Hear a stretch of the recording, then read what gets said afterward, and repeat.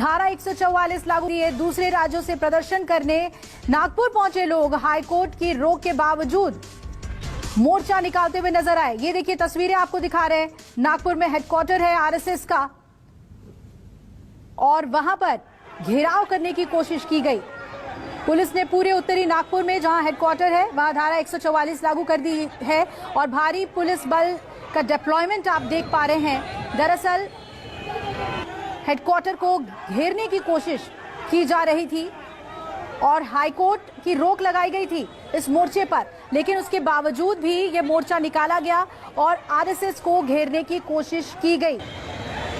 नागपुर में RSS headquarter है और इसी दफ्तर का घेराव करने की कोशिश ये तमाम लोग कर रहे थे। मोर्चा में जो शामिल लोग थे, भारत मुक्ति मोर्चा इसका नाम बताया जा रहा है। भारत मुक्ति मोर्चा के ऊपर रोक भी लगाई गई थी हाईकोर्ट की तरफ से कि आप कोई भी मोर्चा नहीं निकालेंगे, लेकिन उसके बावजूद नागपुर पहुंच गए ये लोग और बताया जा रहा है कि देश भर से इकट्ठा हुए नागपुर में और फिर आरएसएस के दफ्तर को घेरने की कोशिश की गई। पुलिस ने पूरी तरीके से इस इलाके को घेरा। डिप्लॉयमेंट भारी पुलिस बल की देखने को मिल रही है तस्वीरों में और हाईकोर्ट की रोक थी, फिर भी भारत मुक्ति मोर्चा इतनी बड़ी तादाद में आरएसएस के दफ्तर को घेरने के लिए पहुंच गया। महाराष्ट्र पुलिस को आप देख रहे हैं जिसने अब पूरे इलाके में धारा 144 लागू कर दी है। पूरे उत्तरी नागपुर में जहां पर आरएसएस का ये हेडक्वार्टर बताया जाता है उसे हाई सिक्योरिटी जोन में ले लिया गया है। भारत मुक्ति मोर्चा के ऊपर हाईकोर्ट का स्टे था कि आप कोई मोर्चा नहीं निकालेंगे, लेकिन तब भी पूरे देश से इनके कार्यकर्ता पहुंचे और आरएसएस के दफ्तर के घेराव के लिए यहां पर मौजूद थे। अंकुश मेरे सहयोगी जुड़ रहे हैं।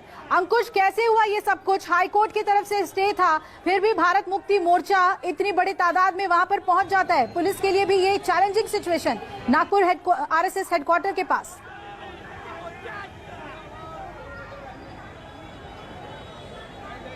जी बिल्कुल सही कहा आपने। पुलिस के लिए एक बहुत बड़ी चैलेंजिंग सिचुएशन थी, लेकिन दाद देनी पड़ेगी पुलिस की, क्योंकि पुलिस ने पूरे जो रैली थी, इनकी मोर्चा था, उनको काफ़ी अच्छे तरीके से संभाला और करीब 250 से 300 इनके जो कार्यकर्ता हैं उनको डिटेन कर दिया गया है।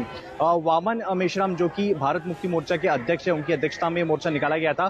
पहले इजाज़त मांगी गई थी नागपुर पुलिस से, लेकिन नागपुर पुलिस ने सिक्योरिटी का हवाला देते हुए इसे खारिज कर दिया था। पूरा मामला फिर हाईकोर्ट पहुंचा हुआ था। हाईकोर्ट में वामन जो भारत मुक्ति मोर्चा है उनकी तरफ से दलील दी गई थी कि वो सिर्फ सभा करेंगे, लेकिन बाद में सभा के साथ साथ उनकी रैली करने की भी योजना थी। पुलिस ने इंटेलिजेंस रिपोर्ट जो है वो हाईकोर्ट में सबमिट की थी और पुलिस ने कहा था कि 5 तारीख से 9 तारीख के बीच में किसी भी कीमत पे मोर्चा की इजाजत नहीं दी जाती, क्योंकि ऑलरेडी यहाँ पे 2 जो फेस्टिवल है, उत्सव है और रैली है दशहरा का, वो मनाया जा रहा है। इसके अलावा और भी एक फेस्टिवल 7 और 8 तारीख को होना है, वो भी मनाया जा रहा है और 9 तारीख के बाद इस बारे में विचार किया जा सकता है। हाईकोर्ट में नागपुर पुलिस की दलील को मान लिया था और भारत मुक्ति मोर्चा को इजाजत नहीं दी थी, लेकिन इसके बावजूद भी कई सारे जो उनके कार्यकर्ता है वो बेजनबाद जो मैदान है वहां पर इकट्ठा हो गए थे और यहां से इकट्ठा होकर ये रैली निकालने की कोशिश कर रहे थे। काफी आक्रामक हो चुके थे। इस बीच नागपुर पुलिस के तमाम जो जवान और जो पुलिस अधिकारी वो वहां पे पहुंचे और करीब 250 के आसपास उनके कार्यकर्ताओं को हिरासत में लिया गया है। इस बीच धारा 144 भी लगा दी गई है, खास करके उत्तरी नागपुर में जो और इंदौर जो इलाका है जहां पर भारत मुक्ति मोर्चा का काफी बेस माना जाता है, वहां पर जो है 144 लगा दी गई है, यानी 4 से 5 आदमी एक साथ वहां पर इकट्ठा नहीं हो सकते।